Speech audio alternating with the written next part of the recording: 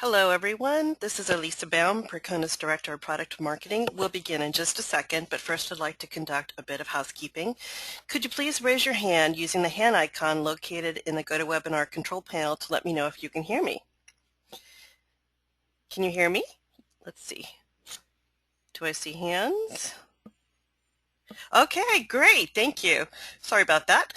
Next, during this presentation, you'll be on mute. And if you should have any questions at all, please go ahead and enter them in the questions field within the control panel. At the end of the webinar, we will take time to answer as many questions as possible, and those that aren't addressed will be answered in a follow-up blog entry on Percona's MySQL performance blog. In addition, a recording of this webinar will be made available to everybody within 48 hours, and that is with the slides as well.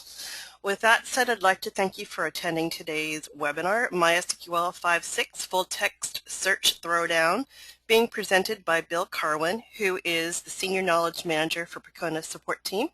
And I will turn the floor over to Bill. Go ahead, Bill.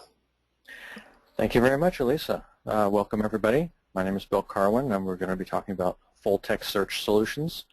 Apologize if there's some background noise, but we'll persevere. What do we mean by full-text search solutions? This is the very common type of problem that we face with database applications where we need to search documents in the database for substrings or individual words, and then pull back the entire document that is where those words occur in this text. To answer this question, I did some testing, because there are several different solutions available for this type of problem. I got a data dump from Stack Overflow, which is freely available sample data that they publish periodically. I got the current version and used an excerpt of data from that. I used about 8 million posts from the data dump and loaded it into a MySQL 5.7 database.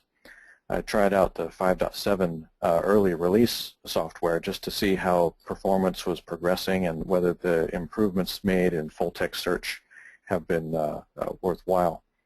And I'm also going to compare it to some other solutions. The Stack Overflow data is primarily about posts. Posts are both questions and answers, and there's some text fields in that database. So posts have a title, they have a body of text, and they have a string of tags that are associated with those posts. Probably most of you have seen stackoverflow.com and you're familiar with this sort of thing, how they organize data. So that's the text that I would view as being searchable text for a full-text search application. A lot of people use SQL predicates that are built into the SQL language to do the searching, but I'm going to show you what the implications of that is and how this could be improved. And I think of this classic quote from Jamie Zawinski. Some people, when confronted with a problem, think, I know, I'll use regular expressions. Now they have two problems, which is a classic and very true saying that we have come across. When using pattern matching with built-in predicates of SQL, like the like predicate, we have a few problems. One of them is accuracy. For example, if I'm searching for a pattern like the word one, O-N-E, it could match any occurrence of that string in as a substring of my text. So as part of larger words like money and prone and phone and things like that. To solve that, there are pattern matches for doing word boundaries built into the MySQL regular expressions matching. So MySQL has an R-like operator with these special sequences, rather hard to type, but it's the square brackets and colon and less than and greater than symbols. Those mean word boundaries, so that there must be either punctuation or white space on either side of that word. That solves the substring within a larger word issue, but it's a little harder to type.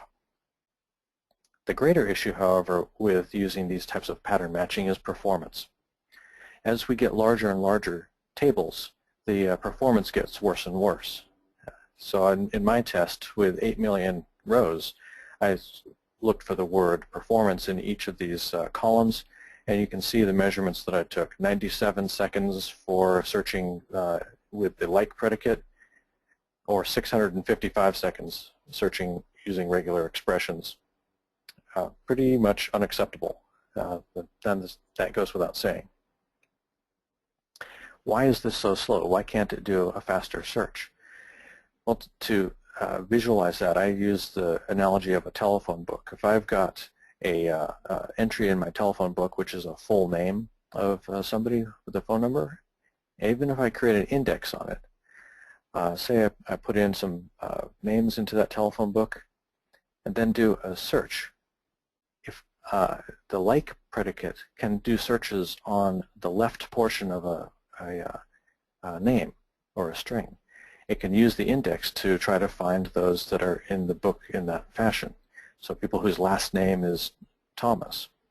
But what if I'm looking for people with first name Thomas, and I put the wildcard at the beginning?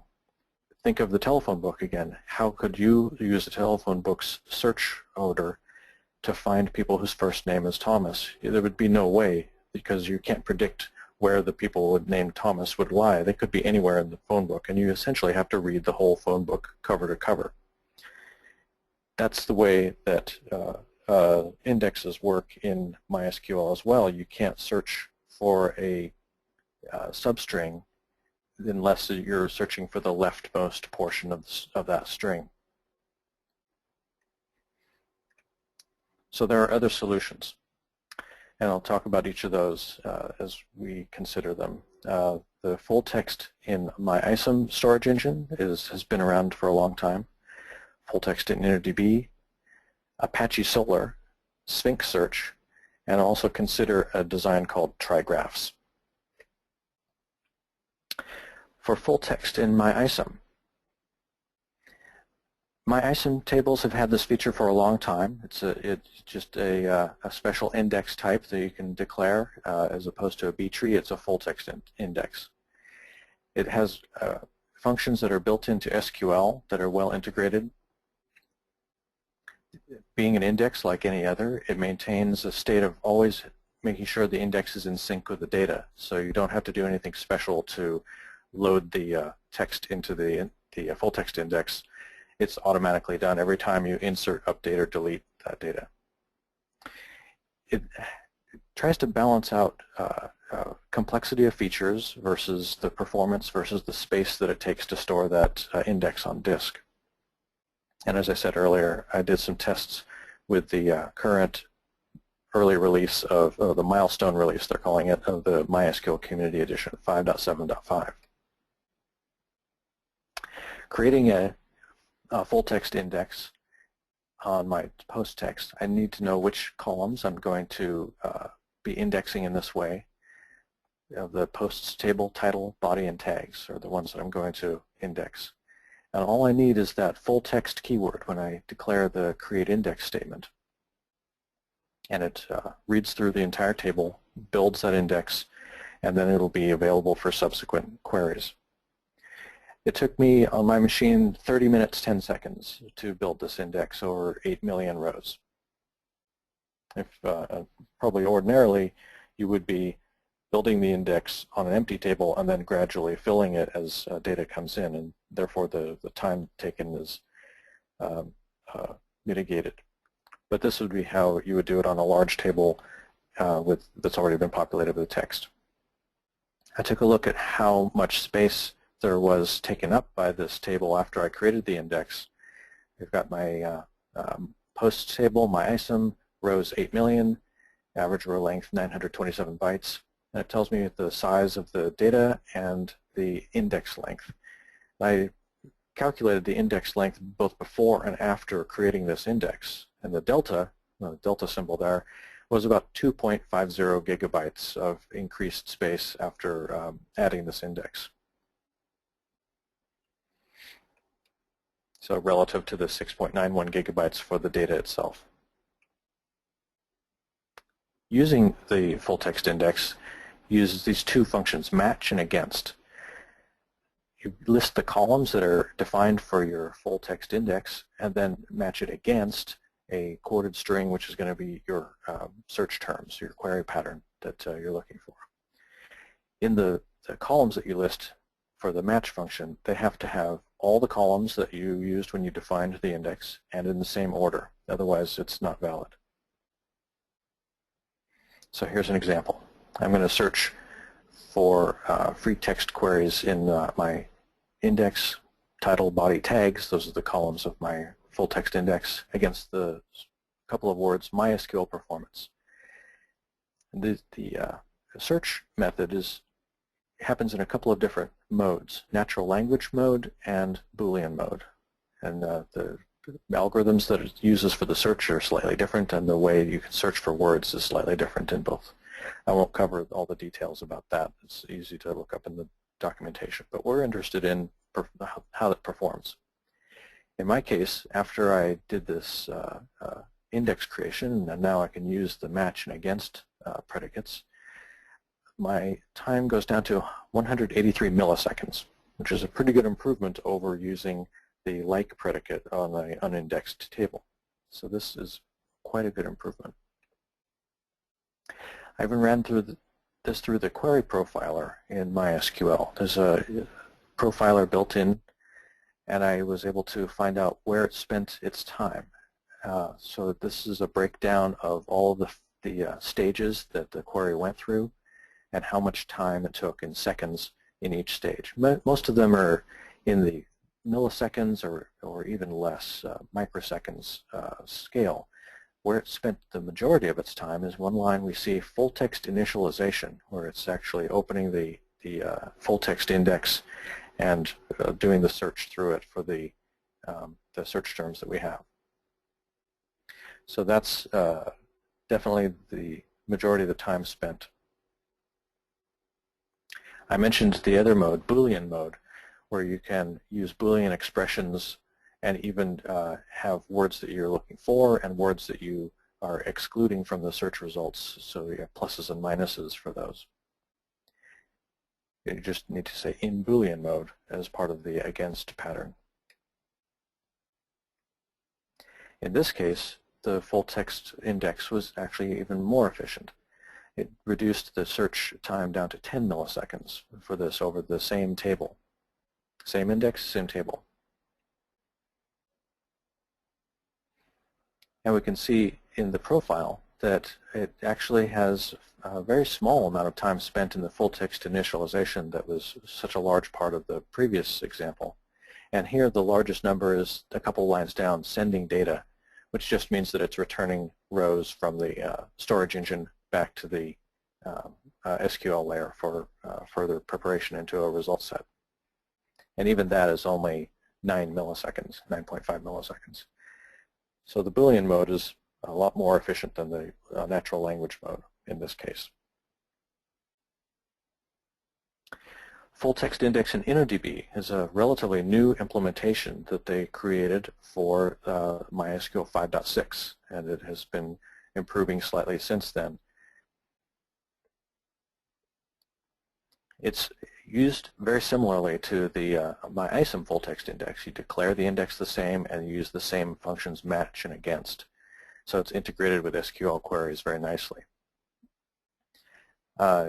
Supposedly the indexes always remain in sync with the data, although there are some cases where that's been delayed a little bit. The updates to the table need to get back in sync with the index, and that may not happen instantly. It may be very quick, but it isn't necessarily always in sync perfectly.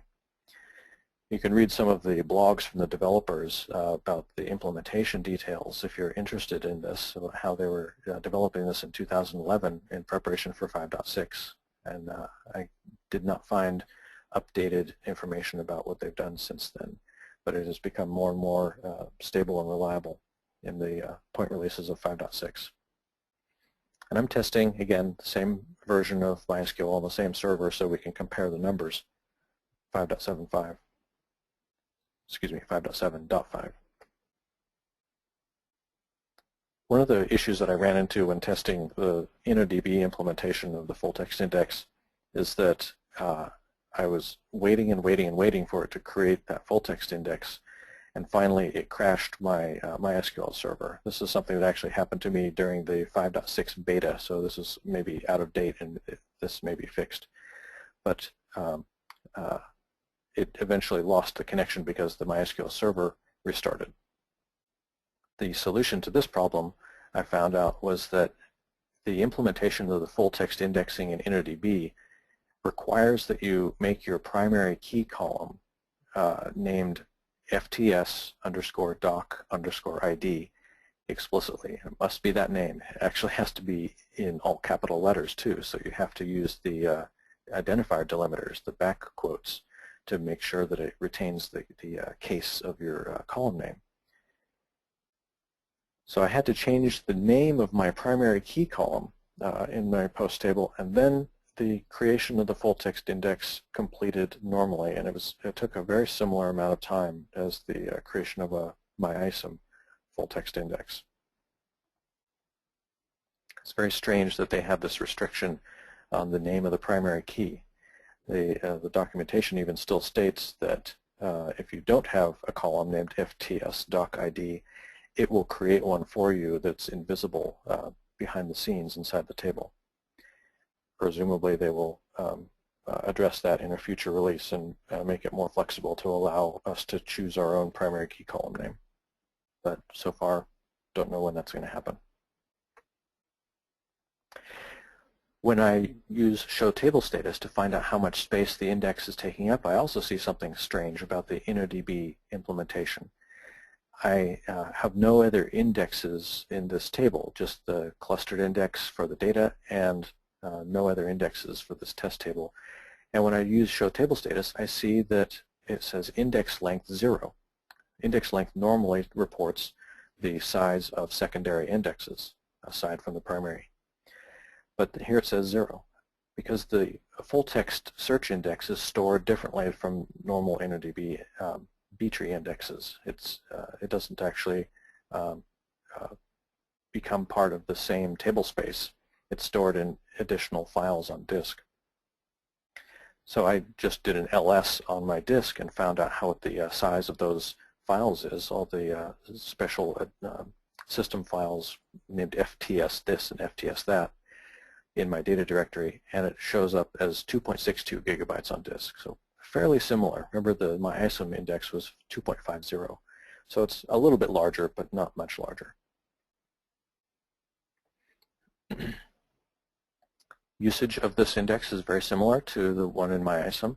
So you can use the same predicates, which is nice because you won't have to change your application code. If you've got a lot of queries in your code, they will continue to work against the table once you convert it to InnoDB. Make sure you have an FTS_doc_ID as your primary key and rebuild that index. And in this case, the time with the index to do this query was 610 milliseconds. So that's actually somewhat slower than the MyISAM implementation.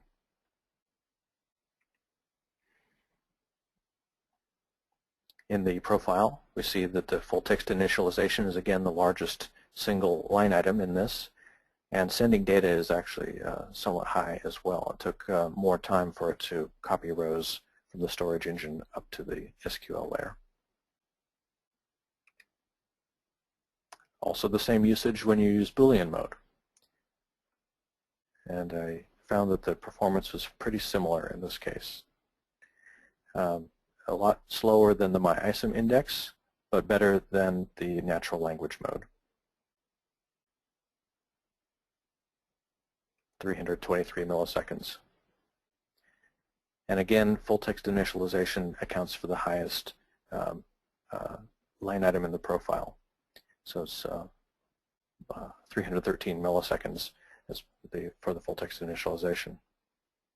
Haven't delved down into the application code for MySQL to find out exactly what full-text initialization does, how that is different and why is it taking so long, but that's the way the profile reported it. So what can we do to consider other solutions for full-text indexing that are provided by third-party technology. For example, Apache Solr has been around for quite a long time. It's built on top of an earlier project known as Lucene. Lucene is actually part of the code of Solr, so it's the FULLTEXT Index, and then Solr adds a bunch of features on top of that. It dates back to 2001, so it's a fairly mature project. It's got the Apache license, which is very permissive and allows us to redistribute it. Apache Solr and Lucene are written in Java.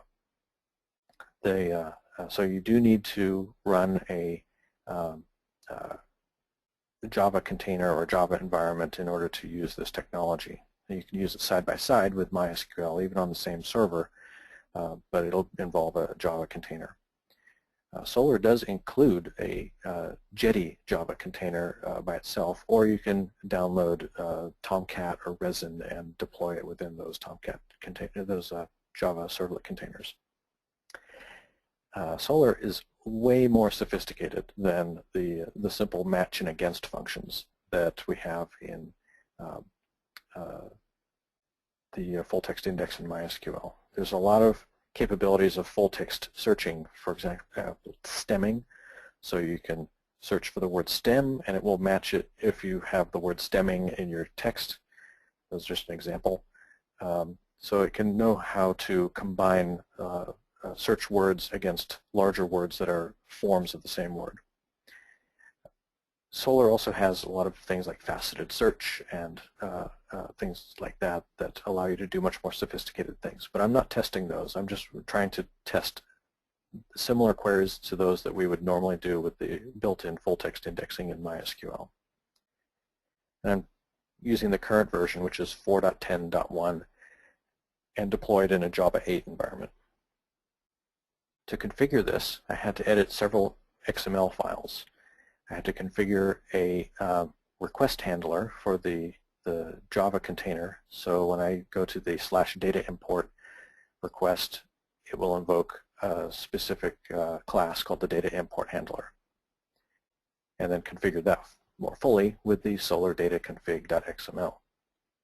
In that file, either Solr data-config or data-config.xml, declare a JDBC data source that it can use to look up the content for that index. So it's actually going to be loading data from my MySQL database and making a copy of it in the Solr Lucene index. I found that it was very important to declare this one optional attribute in the data source, the batch size, -1, which makes it an unbuffered result set. When I neglected to do this, it tried to load the entire content of the table into the Java memory space in order to index it, and that quickly exceeded the amount of memory that I had available for it. So batch size -1 meant to don't do that at all, just index the rows one by one without trying to balloon the amount of memory used by Java. And then further had to declare which individual fields in that result set got indexed and which got stored with the index. So there's apparently a distinction between the fields that are searchable and the fields that will be returned by a search. So that's indexed versus stored. And I even had there's a way that you can search multiple fields at once by copying a field to a sort of a virtual field. I did that at the bottom here that says copy fields for source title, source body, and source tags, and copy them into a virtual field called text, and text becomes the actual field that gets searched. So this is just a way of concatenating those text fields into one to allow Lucene to search them all at once.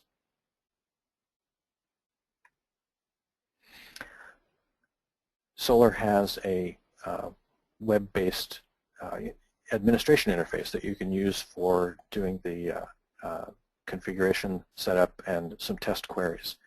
And I used this with a feature called the data import screen that allowed me to just execute a data load. It knew where to go to get that data because I told it the SQL statement to use against the correct table. And it progressed showing me updating as it was building that, and finally finished and said indexing completed, added 8 million documents, duration 18 minutes 52 seconds. So that's quite a bit better than the building of the MySQL built-in full-text indexes. On another screen, the overview screen of this Solr interface, I found that the indexing size was 2.49 gigabytes.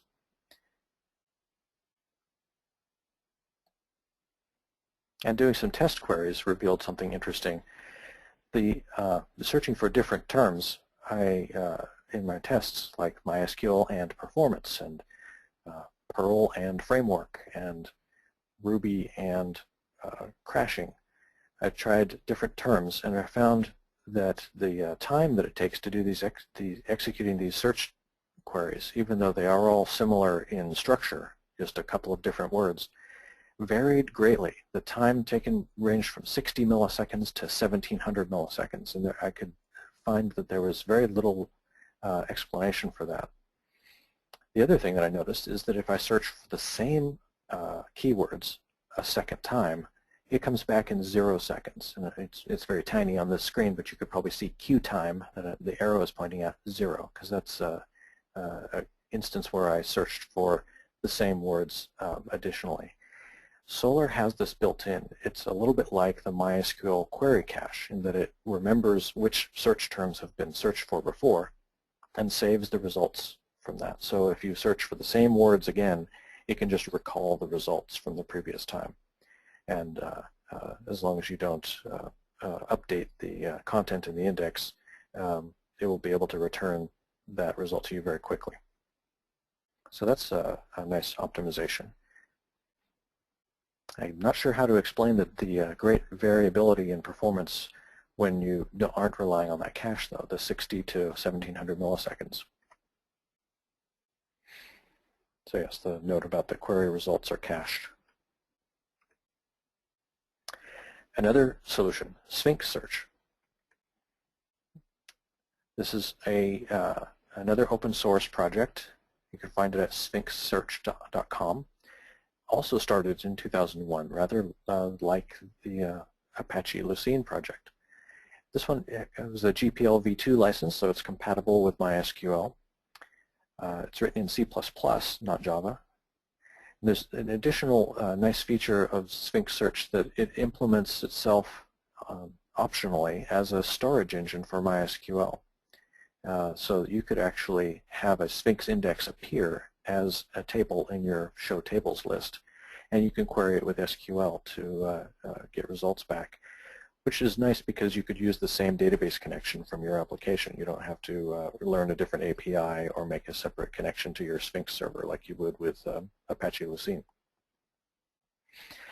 In addition to that, MySQL will, Sphinx will listen on a port and support the MySQL protocol. So it has its own SQL parser built in, and you can do not a full SQL language, but sort of a subset of SQL, but at least the syntax will be somewhat familiar. And so you can do certain SQL-like queries. That would be a separate connection from your application, but it may be necessary to do that anyway if you have that on a separate physical server.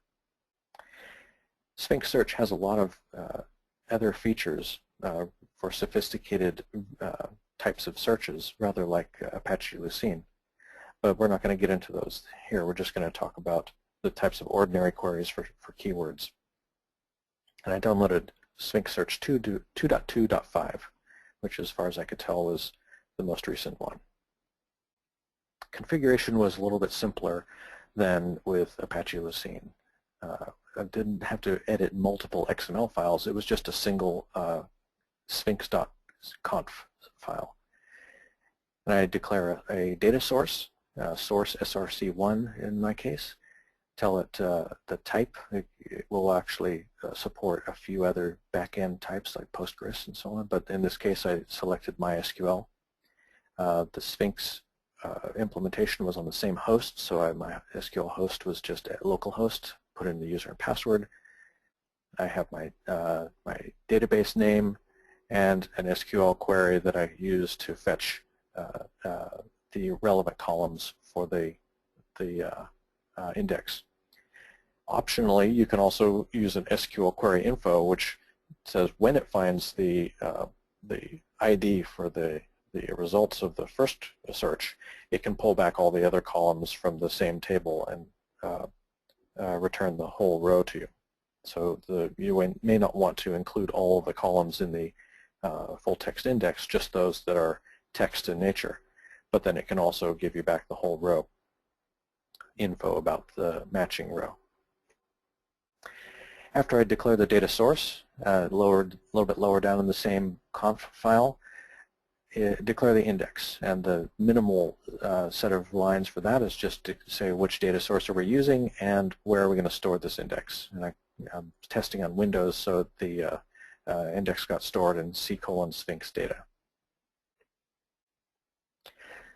Building this index was done with a command line tool called Indexer that comes with Sphinx, and told it to tell me how it's going. It collected 8 million documents and eventually completed in 17 minutes 52 seconds. So even a little bit faster than indexing the Apache Solr index.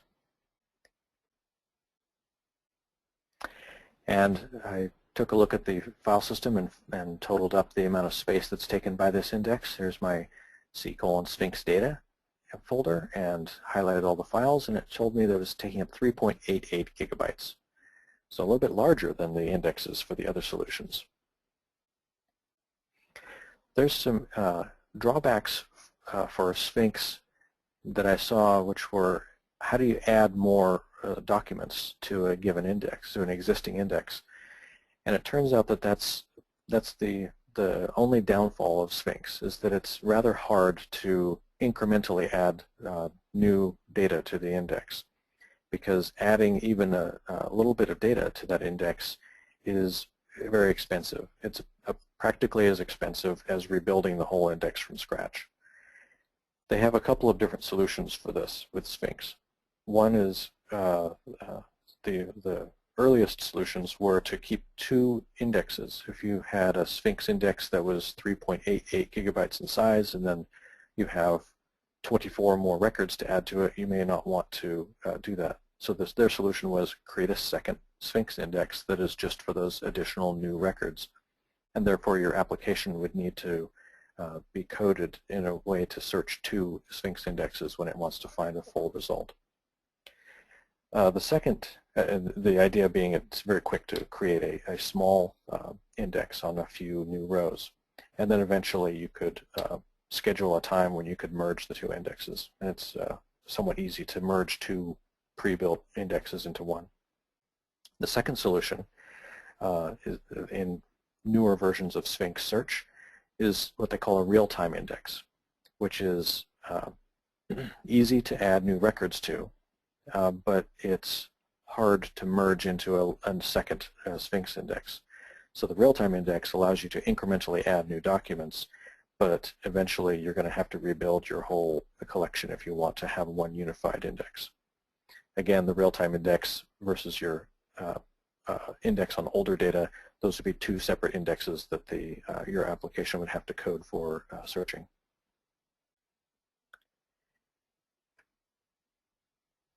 The good news is, I just told you about the bad news, the good news about querying Sphinx Search is the speed. Here's a case where I used the MySQL client. I told you that the Sphinx server actually implements the MySQL protocol, so you can actually connect to it using the MySQL client or any other MySQL API. Just connect to the port that Sphinx Search is running on. The default port is 9306. And I can issue something that looks a lot like SQL. I'd say select star from the index that I created, test1, where match MySQL performance. So it looks a little bit like the match against functions that are part of the built-in MySQL FULLTEXT, but in this case you just say match, and it's you put the search terms directly into that match function as a string. and look at the speed. It comes back in 0.04 seconds. There's a built-in function with this Sphinx subset of SQL called show meta, and that's a special command for Sphinx that tells me a little bit more detail about how many total records did it find in that search, which keywords were searched for, and how many hits those individual words got. But it also shows me the time it takes for that in a little bit finer granularity. In this case, 37 milliseconds is the milliseconds rating for the previous client reported time of 0.04 seconds. I can tell you about another solution called Trigraphs, which I experimented with limited success. The idea here is that if you wanted to have a solution that performs better than like and are-like, but doesn't rely on any custom features, uses only plain SQL that's portable to other brands of SQL database, and doesn't rely on any third-party technology like Sphinx or Solr. And what I did is simply created a table with A to Z in it, just single characters, made a second table, Trigraphs, which is every 3-character combination of those 3. So I just did that with a cross join. My 26 letters cross-joined against each other 3 times to fill up a table of trigraphs. So now we have 26 times 26 times 26 rows of every combination of letters. And then using that, join that to my whole database of posts to create a mapping of every case where a trigraph occurs within the text of that post. And I'm just doing that with the hard way with substring matches. And if it occurs within that text, then add a row to my posts trigraph table to sort of a many-to-many relationship, and keep on going until I do the whole thing.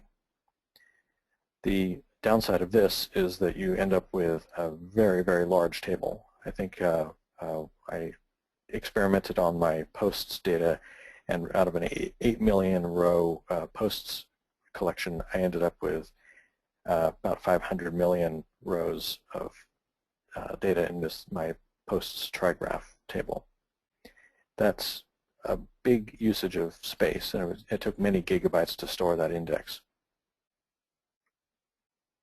Using it, I could use a simple join, so totally portable plain SQL to join between that post trigraph table and the post table. So looking for the 3-character string MyS.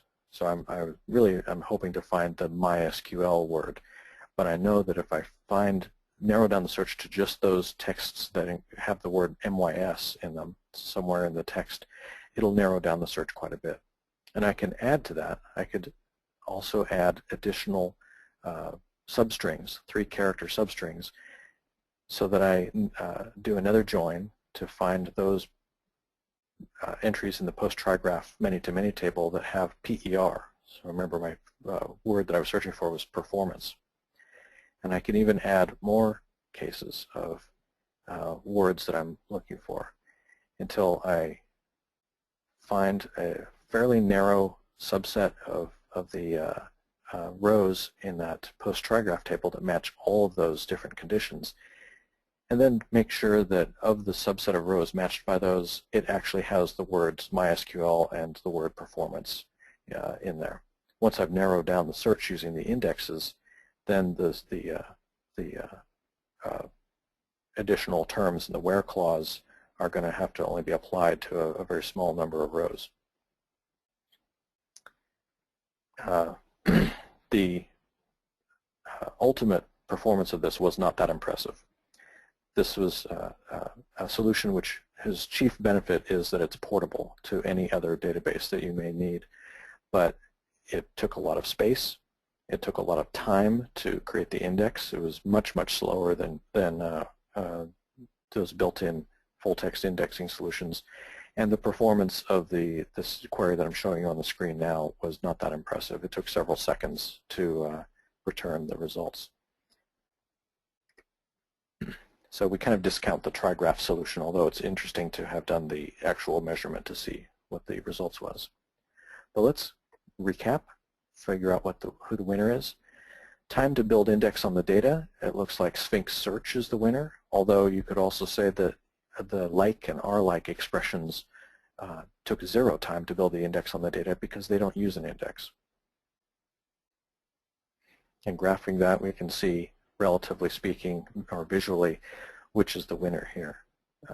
Building the index on the data takes the least amount of time in Sphinx, with Solr a quick runner-up.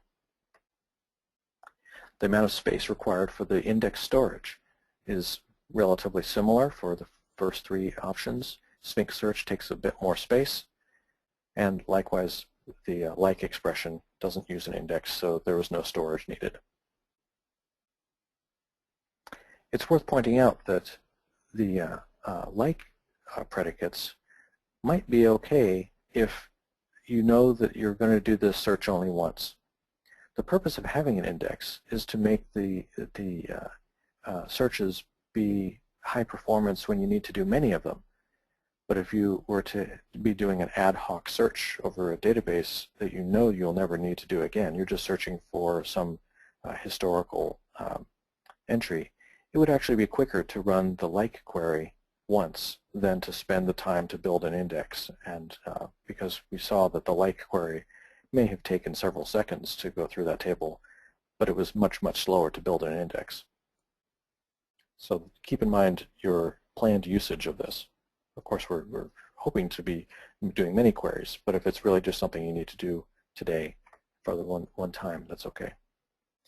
Query speed is, of course, the runtime amount of time that it would take you to run this, and there is some variation between different styles of queries, the Boolean search versus the natural language search in the case of MySQL full-text indexes.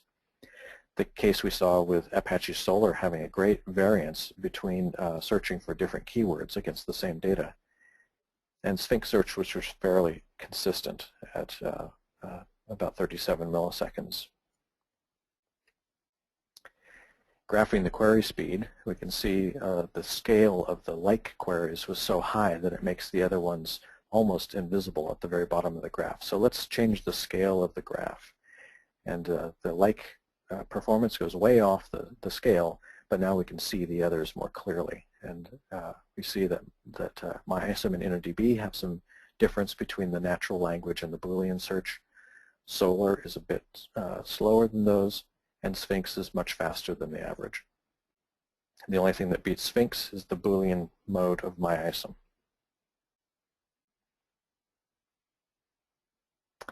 And the bottom line, we'd like to see this all in one place, and we see that Sphinx Search was the winner on build time.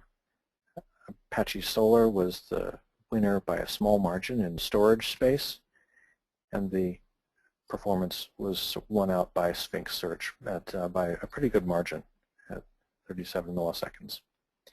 So I recommend using Sphinx Search. If you are serious about doing full-text search as part of the deployed capabilities of your application, it would be a really good choice.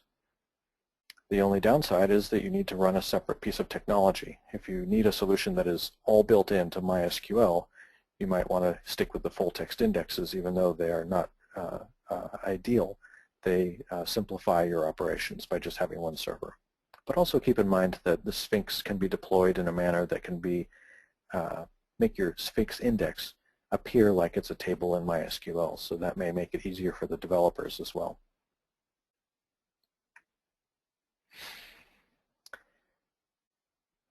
So that's the point of this, is that you can get some benefits out of using third-party search engines, but that's a trade-off in complexity of operations, having to manage 2 different servers or 2 different services, even if they're on the same physical machine. Also test the results. You may have needs for the search terms to get certain results back, or be able to sort by weighted average, or have certain columns be weighted more heavily than others, and those types of sophisticated configuration features may only be available in some of the specialized technologies like Solr and Sphinx. But the ultimate goal is to really demonstrate quantitatively and visually that any index search solution is orders of magnitude better than using like, and that's why I call that the naive approach. It's the one that I see people use a lot, and they don't really realize until it's too late that as their table gets larger, the naive solution of using like gets slower and slower. So plan ahead, anticipate how much data you're going to use, and try to test with a data set that's that large and see which solution works best for you. I'd like to mention that talking about full-text indexing is one of the chapters that in the book that I wrote a few years ago called SQL Anti-Patterns, Avoiding the Pitfalls of Database Programming. And that's still available in print and in ebook forms at this URL, pragprog.com/title/bksqla. And if you like this presentation, you might want to consider coming to one of our conferences. We're giving a couple of conferences already scheduled. The next one is in London in a couple of weeks, in November 3rd to 4th. And the next one after that is in Santa Clara, April 13th to 16th, 2015. The Santa Clara tickets are on sale right now. There's a Super Saver registration. That's the most economical way you can buy tickets, and that's through November 16th. And if you want to go to the Percona Live UK event, there's a special discount just for viewing this webinar for £30 off if you use the promotion code COUNTDOWN when you register. So thanks. Do we have any questions, Elisa, that I can answer? Hi, Bill. Can you hear me okay? I can hear you. Okay, great. Yeah, there's some questions, so let me go ahead and work through the list. People, if you do have questions, go ahead and type them in the GoToWebinar control panel, the questions section, and we'll take as many as we can and in the time that we have left. And as I said before, those that aren't addressed, Bill will write a follow-up blog post on Percona's MySQL performance blog. Okay, the first question is, does Solr automatically maintain its index against MySQL? Do you have to hit the Solr server with a specific query to keep the index warm? That's a good question. It does. I don't believe that it does keep the indexes up to date automatically. It's going to be done in sort of a batch mode, or you could invoke APIs to add documents to it incrementally as you go. So if you had an application and you take new data in your application, you would save it to the MySQL database for persistent storage. But then in your application code, you would have to independently add that as a new document into your Solr data store in order for it to always remain in sync. Or it may be more common for people to just add the data to your MySQL database, and then as an independent offline task, maybe from a cron job, you would do an incremental update. And there are ways to invoke a incremental index build of new data, defined however you want to define new data. So you would do a selection from your database and load that in. But yeah, that is an issue with the third-party index solutions, that you do need to take special care to make sure that new data gets added to them in a timely way, and that would be up to you. Great. Couple of questions about the recording of this webinar. Yes, everyone here will receive a recording of the webinar once I have a chance to process it, so probably within 24 to 48 hours. I will send you a link to the recording as well as to the slides. Okay, next question. There are several people that have asked about Elasticsearch. Do you have any thoughts on Elasticsearch? Interesting. I did not test Elasticsearch for this particular webinar, but I can look into it and try to write up something about what I see about it and how I anticipate that it would compare to these common solutions. My impression is that Elasticsearch is a cloud offering, so it would be something that you would have to store your data in the cloud, and that may not be a good solution for every project. Some projects don't want to put their data on a server that they don't control. It may be actually some some restrictions about privacy for the data that they're storing there. But some of these up-and-coming solutions are quite exciting, and the market for them is changing all the time. Probably good thing to keep an eye on and maybe use for some applications, but keep in mind that there's always some trade-offs for selecting those types of cutting-edge technologies. They may not always be stable. They may not always be around a year from now. We've seen quite a few technologies come and go over the last few years. Either they're managed by a startup or they are a service offered by a major company, but then they discontinue the service or merge it into something else. So it's good to stay on the cutting edge. That's how innovation happens. But don't bank on it too heavily. Great. Next question. I have over 800,000 PDF documents to index. Do you have any recommendations? Oh, interesting. Indexing non-textual types of formats is a special challenge, and there would be steps that you need to do to try to extract the indexable text. I can look this up, but I recall that there is maybe some tools for extracting text from PDFs and similar types of structured documents like Microsoft Word documents or OpenOffice documents, and then feeding those into your Lucene database. So there could be tools that would be useful for that. I'll try to find a reference for you and put that up there in the blog when I write that shortly. Fantastic. Okay, so what about the quality of results from each solution?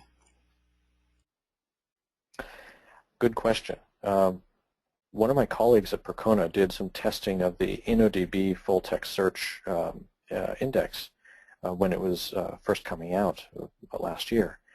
And he found that the results that came back from the InnoDB implementation were quite different from those that came back from the MyISAM index on the same data. And at that time, when he was testing it, it may have improved since then, but at the time when he was comparing it, he actually found that there were false positives and false negatives in the InnoDB implementation. That is, if he searched for a given set of keywords, some of the documents that he knew contained those keywords did not come back in the result set, as well as the case where documents that did not contain the keywords that he was interested in were included in the result set. So the quality was very suspect. And I have to imagine that the ongoing development of the full-text index in InnoDB has some ways to go. So I would encourage you to test very carefully against a sample of the type of text that you would want to be searching before you settle on a technology solution. I was focused in this talk just on the performance, but it's a great point to say that we need to take into account the accuracy and the quality of the results as well.